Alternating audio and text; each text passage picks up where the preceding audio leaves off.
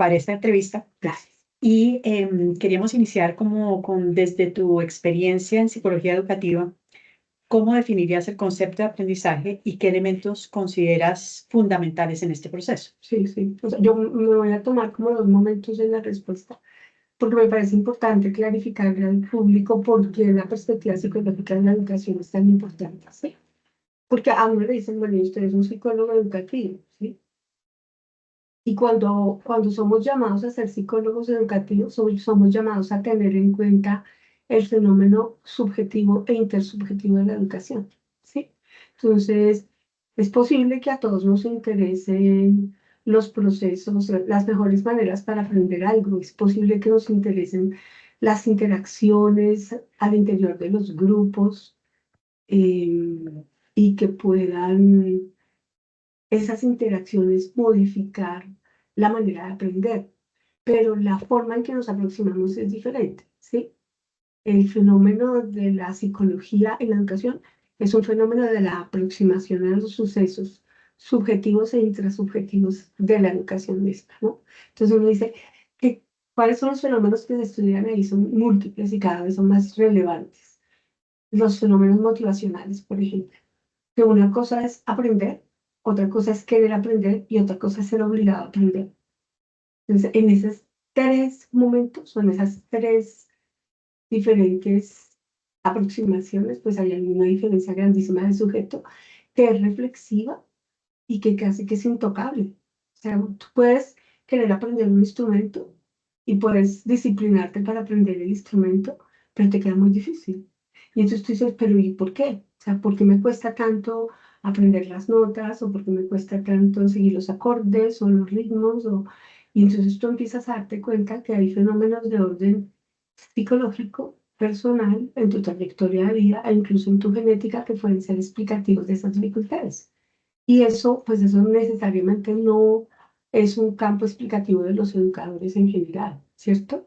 Y entonces cuando uno dice, por ejemplo, si una persona es expuesta a una información, independientemente de que la persona esté con intención de aprenderla o no, esa información modifica sus comportamientos, pues ya nosotros sabemos que sí, que existen como aprendizajes implícitos, eh, que son particularmente los que más mueven los aprendizajes cotidianos de los seres humanos y que parece ser que no tuvieran tampoco una explicación evidente. Es como algo tan interesante como haber tenido un padre alcohólico y haber estado permanentemente sometido a todo lo que significa el consumo de alcohol en una familia y conscientemente decir, no me interesa beber alcohol, no quiero ser un padre alcohólico, pero mi trayectoria de vida va bifurcando hacia allá. Y uno dice, pero ¿cómo así?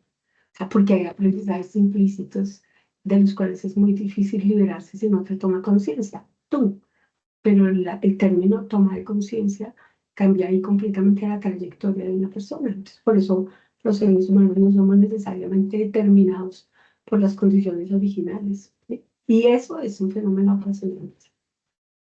Neira, y en ese sentido, ¿qué teorías relevantes consideras tú que apoyan toda esta idea de la psicología educativa, como estás diciendo? Y del aprendizaje. Ujú. Mm, Uno puede decir que existen como 3 grandes modelos explicativos de cómo los seres humanos aprenden, ¿no? O sea, los conductistas en 1950 aportaron enormemente a la identificación molar de la explicación de los aprendizajes. Entonces, que a la gente no les gusta mucho aceptarlos, porque se reconoce como una visión un poco mecanicista del ser humano, pero nosotros también somos eso. O sea, nosotros somos tan complejos que también somos eso.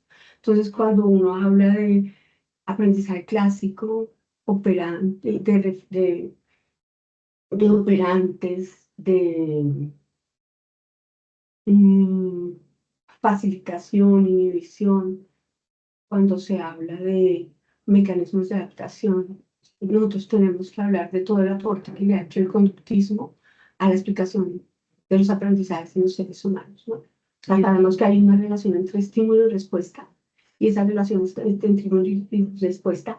Para el conductismo pasa a través de una caja negra que no era, ahora un poco diferente, no era muy interesante de estudiar, sino que la entrada y la salida era lo que más información nos daba. Y ahí en ese modelo estuvimos mucho tiempo y muchísimos de los cambios curriculares que se hicieron en la educación formal se hicieron a partir de los modelos conductistas. Entonces, ese es un modelo grande, explicativo, que explica una parte del fenómeno del aprendizaje y que efectivamente lo muestra con evidencias, ¿no? O sea, la relación entre estímulo y respuesta, la acción, la reacción, los mecanismos inhibitorios que para nosotros son fundamentales. Tú y yo en este momento estamos hablando de aprendizaje, pero yo puedo estarme recordando, tengo que hacer una llamada porque a mi carro hay que cambiarle un eje. Entonces mi atención se podría ir allá si no existe un mecanismo que inhiba y diga, venga aquí, que usted está en la entrevista y las estructuras corticales que necesita para resolver esto están en otro sistema, no están allá unidos al sistema de qué está pasando con su carro. Entonces, si yo tengo la capacidad de inhibir eso y de postergar, digo, ahora después de la entrevista lo pienso, esa capacidad es fundamental y esa es explicada por términos de condicionamientos operantes y clásicos, ¿sí? Ese es un modelo que es increíblemente determinista, mecanicista, pero altamente explicativo, o sea, la capacidad de explicación y de predicción, porque uno tiene que pensar en eso. O sea, si uno piensa que una habilidad, una competencia, es educable, tengo que pensar en términos de que veo que es educable, y es educable en la medida en que haya un cambio comportamental evidente. Entonces uno dice, si hay ese cambio comportamental, ese cambio puede estar explicativo por paradigmas de orden conductista, evidentemente. Esa es una aproximación. Ahora, hay una aproximación mucho más mucho más grande, que es la aproximación cultural, ¿sí? Sociocultural del aprendizaje.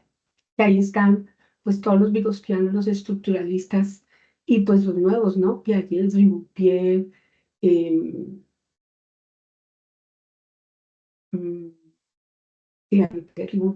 que habla sobre procesos de memoria. Toda esta gente dice, la mente del ser humano es estructurada y es estructurada de una manera. Hay unos que son innatistas y dicen que hay muchos de esos modelos, por ejemplo, Inker, que es un lingüista muy actual, muy actual, él dice, son módulos dados por la naturaleza y es la naturaleza a través de los genes las que nos permite organizar de una cierta manera la forma en que conocemos, ¿sí? Entonces uno dice, esa es una aproximación de orden estructuralista, pero tiene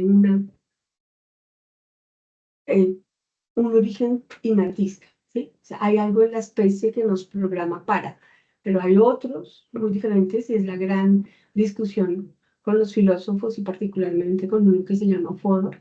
Fodor dice, de alguna manera, la modularidad masiva que dice Pinker es cierta, pero resulta que los seres humanos no salimos de esos cánones explicativos del aprendizaje. Entonces dicen, no, las variables de orden sociocultural son fundamentales para entender los aprendizajes y hay que estudiar la interacción de los seres humanos, la manera en que el momento en el que una habilidad empieza a desarrollarse en un ser humano, la trayectoria que tenga él y su familia en esa habilidad, las habilidades compensatorias que tenga, que eso es muy lindo. Por ejemplo, ver que un niño que sabe que su papá tuvo dificultades para aprender a leer, que hacia los 6 o 7 años él mismo empieza a tener dificultades para aprender y que conscientemente dice, voy a leer más horas para que no me pase lo que le pasaba a mi papá. ¿Sí? Entonces tú dices, son fenómenos de orden social, intersubjetivo y subjetivo, que son sujeto de la toma de conciencia de los seres humanos. Y ahí vuelve a nacer esa gran ventana que es la ventana del aporte de la psicología, del fenómeno subjetivo del aprendizaje. Y hay otros marcos que son muchísimo más referenciales, también sociales, pero que tienen que ver más con los marcos culturales, más que sobre las interacciones propias de los individuos, si uno pensara en el modelo ecológico de Lonferner, en el macro. Entonces, por ejemplo, cómo influyen los medios de comunicación en los aprendizajes de los seres humanos, cómo la digitalización de la información ha hecho que nosotros cambiemos y cómo esas brechas en la información están haciendo que la diversidad o se homogeneice y perdamos diversidad, o por el contrario, que hayan unas tendencias que hagan que las personas quieran aprender de unas cosas y no de otras cosas, y pues bueno, vienen todos esos debates de orden ético, ¿no? Y ahí, por ejemplo, hablar de lo que son los objetos de aprendizaje. Entonces, ¿qué significa que en un país haya una ludoteca? ¿Y qué significa que en esa ludoteca haya rompecabezas y la relación que exista entre que haya rompecabezas y que haya pantallas de computador? Y cómo eso finalmente, que está en la estructura, porque eso está en la estructura, eso termina cambiando también la visión que nosotros tenemos frente a los contextos de aprendizaje. Entonces ya decimos ahí, sí existen contextos formales de aprendizaje, pero mucho de lo que los seres humanos aprendemos, lo aprendemos en los contextos informales. Los aprendemos cuando estamos montando bicicleta, cuando estamos en el parque, cuando vamos al cine, cuando estamos en la biblioteca, cuando estamos en una reunión en la familia, cuando vamos a la piscina, cuando vamos al hospital, cuando tenemos que hacer la fila para que la EPS nos autorice, son contextos en los que también se aprenden muchas cosas, ¿sí? Entonces, ahí uno dice, también existen marcos referenciales culturales que son explicativos de los aprendizajes, que no pueden ser explicados por el segundo modelo de orden estructuralista y constructivista, que se escapan porque son muy grandes, porque toca ampliar la visión para poder capturar el fenómeno, y si no lo hacemos demasiado acotado y termina perdiendo su gracia, termina perdiendo además su valor explicativo. Entonces, si vemos, existen como tres grandes aproximaciones: una aproximación conductista, una aproximación social y cultural y una aproximación puramente culturalista. ¿Sí? Y en ese sentido, pensando como en esos tres grandes modelos, ¿cómo se podrían aplicar a la planificación? Buenos días. Hoy estamos con la profesora Neila Díaz de la Facultad de Psicología de la Universidad de La Sabana para el seminario de educabilidad en la maestría en pedagogía. Buenos días, Neila, ¿por qué no nos cuentas un poquito sobre ti? Anita, muchas gracias. Muy amables a ustedes como facultad por permitirme conversar con sus estudiantes. Pues mi